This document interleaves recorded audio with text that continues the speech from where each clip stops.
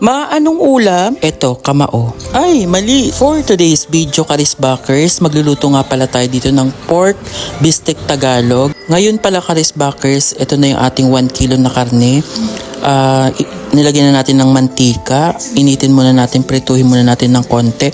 And then, ito na pala yung ating mga samya, mga onion, kalamansi, toyo, and suka. Walang laurel to, Karisbackers. Prituhin muna natin to ng very light, Karisbackers, para mawala ang ating lansa dito sa ating pork. Ito na nga palang itsura after natin initin yung karne.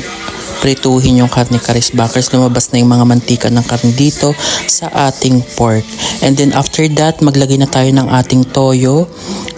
And ito na, Karisbackers, yung toyo natin. Mga 3 ganito yung nilagay ko pala dito. 3 toyo. And then nilagyan ko rin pala ng suka. And then hindi mawawala ang ating kalamansi dito. Ito, Karisbackers, yung ating suka. Nilagyan ko na rin ng 3 ganito. Yung ating pork bistek Tagalog, Karisbackers. And then, kailangan pala sa pork bistek, kailangan natin ng kalamansi. Ito na yung kalamansi, Karisbackers. Ilalagay na rin natin dito, pampasarap sa ating bistek Tagalog. Sobrang bango ng kalamansi, Karisbackers, pag nilagay mo dito. Nag-aaroma yung kalamansi niya. Pagkatapos yung Karisbackers, ito na nilagyan ko na nga pala ito ng onion. Maraming onion to, Karisbackers, since bistek Tagalog nga siya.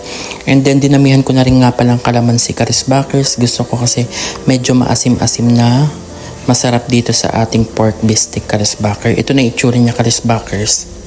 And then after that, nilagyan ko na rin pala to ng paminta. Konti lang to, Karisbackers, nilagyan ko. And then babalik ulit ako mamaya. Kapag katapos niyan, Karisbackers, nilagyan ko rin nga pala to ng 1 basong tubig para medyo malambot ang ating baboy sa ating bistek Tagalog. And then kumukulo na nga pala yung ating bistek Tagalog.